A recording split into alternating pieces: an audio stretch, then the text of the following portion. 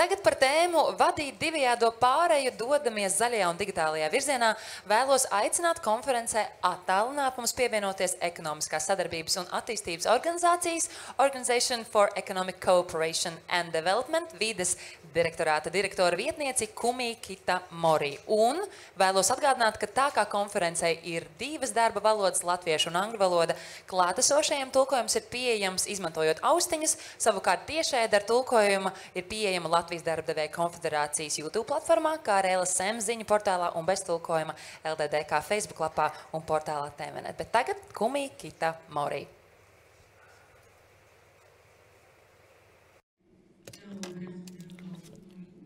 Sveiki! Labrīt jūsu laika zonā. Man ir prieks, ka OECD var pievienoties šajā ļoti svarīgajā sarunā. Mēs tieši dzirdējām par divējādo pāreju, bet es vēlētos sākt ar to, ka šie ir neidentiskie dviņi - zaļajā un digitālā pāreja. No vienas puses klimata krīze mums ir novedusi eksistenciāla riska priekšā, un kurā mēs esam sasnieguši 3 grādu vidējās gaisa temperatūras pieaugumu kopš industriālās revolūcijas, kas noved pie ekstremāliem laikapstākļiem. Piemēram, Dubajā, apvienotajos Arābu Emirātos, mēs redzējām, ka ir iepriekš neparedzēti plūdi, un mani kolēģi šobrīd tur ir iesprūduši, un mēs nezinām, kā viņi atgriezīsies šobrīd. Un kurš būtu iedomājies, ka kaut kas tāds varētu notikt? Līdz ar to mēs esam ļoti neapskaužamā situācijā. Mums tiešām ir jāpātrina un jāpadara lielākā mērogā šī zaļā pāreja. Bet zaļā pāreja nav vienkārši pašmērķis, tas ir mērķis, ar kuru mēs varam sasniegt lielāku bagātību. Mēs varam lietot digitālās tehnoloģijas, lai ātrāk, godīgāk un efektīvāk veikt šo zaļo pāreju dažādos veidos. Tādēļ šodien es vēlētos parunāt par četrām pamatsfērām, kur šī sasaiste starp zaļo un digitālo pāreju var būt sasaistīta. Tātad pirmais punkts, kā mēs to varam darīt. Tātad mēs varam veicināt zaļo prasmju apgūšanu visās ekonomikās. Tas, piemēram, var nodrošināt daudz jaunu darba vietu zaļajā sektorā un arī starptautisko konkurētspēju. Un, lai pilnībā izmantotu šīs situācijas, mūsu darba tirgiem ir jāmāk pielāgoties šīm situācijām. Un šobrīd tā nav. OECD analīzē mēs redzam, ka digitālās un zaļās transformācijas ātrums ir lēnāks nekā mūsu izglītības un prasmju politikas attīstība, un to spēja atbildēt vajadzībām tieši darba tirgu un sabiedrībā. Nesen mēs veicām šo prasmju pārskatu OECD 2023. Mēs redzējām, ka mums ir jāuzlabo informācijas apstrādes prasmes, kas, piemēram, digitālā pratība, lai mēs varētu labāk spēt analizēt un apgūt informāciju. Otrkārt, ir jāizvirza par prioritāti sociālo, emocionālo un komunikācijas prasmju attīstība. Un treškārt ir jāiespējo cilvēku metakognitīvo prasmju attīstība, lai mēs varētu paši pielāgot savu domāšanas procesu, lai mēs paši varam uzraudzīt savu mācīšanos un lai mēs varam plānot savus mērķus un pielāgot stratēģijas, lai sasniegtu šos mērķus. Tātad šo prasmju trūkuma samazināšana ir pats galvenais. Un mūsu jaunākajās politikas pakotnēs līdz 2030. gadā mēs redzēsim 30% kritumu tieši manuālā darba darītāju vidū. Tātad mēs redzēsim, ka daži sektori šī zaļā un digitālā pāreja ietekmēs vairāk nekā citus. Tādēļ visideālākais būtu cilvēkus lēnām pārvirzīt uz zaļajiem darbiem, kur būs vajadzīgas mazas apmācības, bet daudzi darbinieki arī būs jāpārkvalificē uz tādiem amatiem, kur būs vajadzīgas daudz intensīvākas apmācības. Šī sasniegšana pieprasīs uzlabot lielāku pieejamību apmācībām. It sevišķi zemu prasmju darbiniekiem, ko mēs varam redzēt šajā te grafikā. Mēs redzam, ka zemu prasmju darbinieki iespējamība, ka viņi piedalīsies apmācībās, ir 3 reizes zemāka nekā augstu prasmju darbinieki. Otrais punkts. Mēs varam redzēt, ka ir nepieciešams pātrināt pētījumus par digitālām tehnoloģijām, lai atbalstītu zaļo pārēju, piemēram, gudrie mērītāji, mākslīgais intelekts un digitālais sensori, kas var sastrādāties, lai monitorētu vai uzraudzītu reāli laikā, kāds ir enerģijas patēriņš. Un visas šīs tehnoloģijas var iespējot kā klimata darbību un vides ilgtspēju, un tajā pašā laikā tas ļauj uzņēmumiem uzlabot savu energoefektivitāti un samazināt izmaksas. Šobrīd notiek pētījumi par mākslīgā intelekta modelēšanu, kas ļauj uzņēmumiem aprēķināt, kāds ir viņu piegāžu ķēdes emisiju līmenis, ko mēs devām par Scope 3 emisijām. Un digitālā tehnoloģija arī var tikt lietota, lai labāk pielāgotos klimata pārmaiņām. Piemēram, Eiropas komisijas Destination Earth projekts cenšas izveidot zemeslodes digitālo kopiju, un lai stimulētu scenārijus atkarībā, kāda ir pielāgošanās politika. Un Japānā Tokijas prefektūra izmanto digitālās tehnoloģijas, lai labāk sagatavotos katastrofām, izmantojot augsta ātruma savienojamību.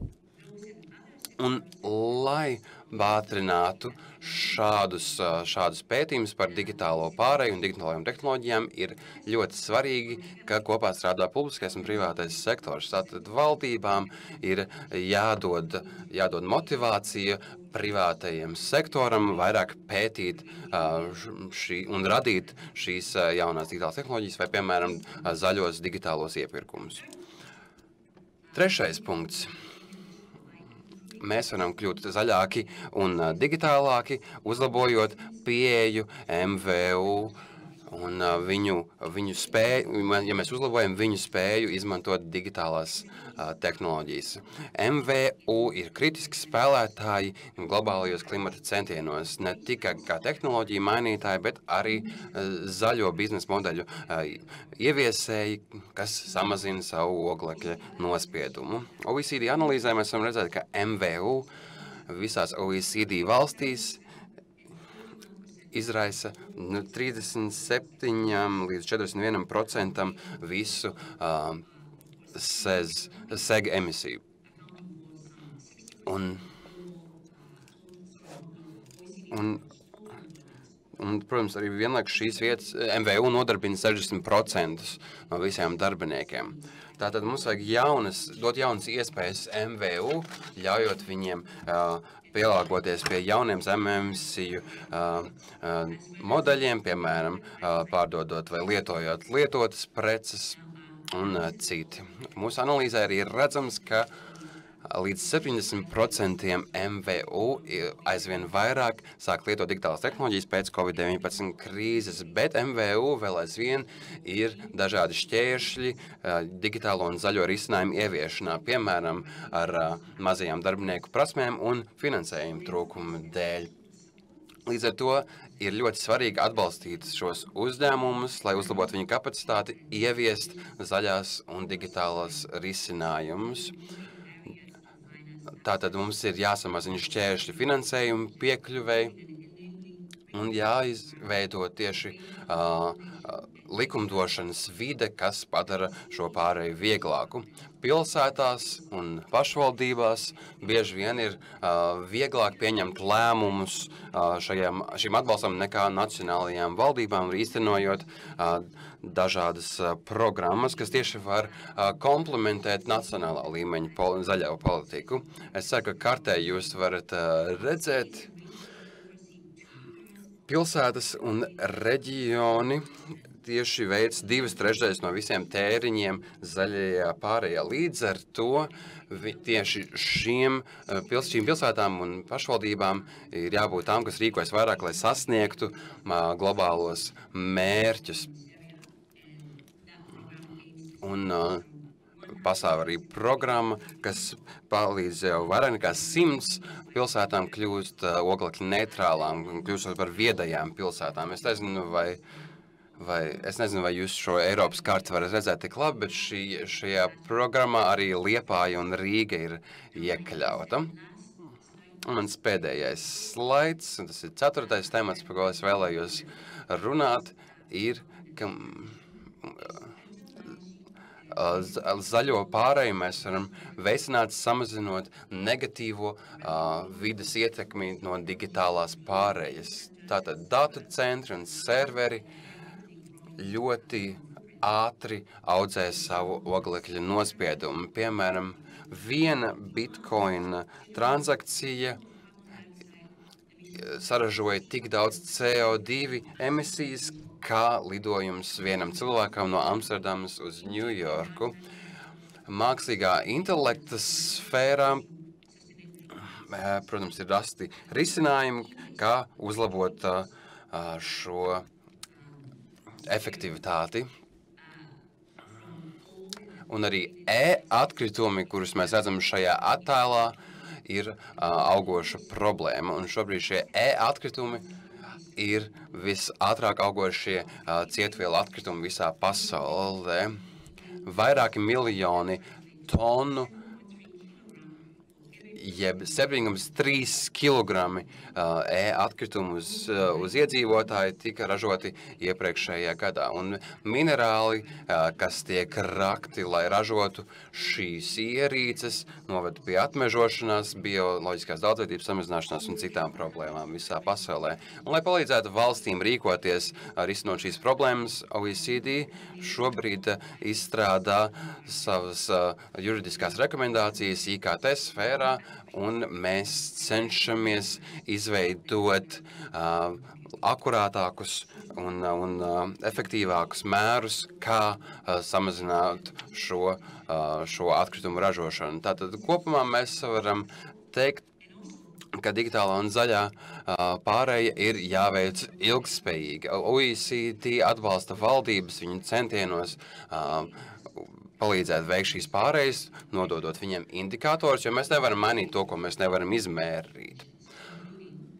Un mēs skatāmies, kāds ir progress sasniedzot klimata mērķus, kāds ir emisiju līmeņi, kā tiek pieņemts jaunās tehnoloģijas, kā mainās darba tirgus. Mēs arī analizējam, kāda ir politika un politikas vadlīnijas. Un mēs arī izstrādājam starptautiskus standartus un šādu starptautisku dialogu, kā šodien, lai mēs varam dalīties ar informāciju, kas strādā šajā praksē. Un, protams, šis ir ļoti liels izaicinājums, bet mēs to varam sasniegt. Mums ir iepriekš nepieredzēta iespēja ar digitālajām tehnoloģijām un mākslīgo intelektu, lai uzlabotu dzīvi visiem cilvēkiem šīs planetas. Paldies, ka jūs rīkojat šo pasākumu, un es jums visiem novēlēšu ļoti auglīgu diskusiju atlikušajā dienā. Paldies! Un tiešām man ļoti patīk, kā pieskārās gan Bitcoin tēmai, gan arī e-waste, kas, manuprāt, tiešām, kā jau arī teica Kumī, ir milzīga problēma visā pasaulē.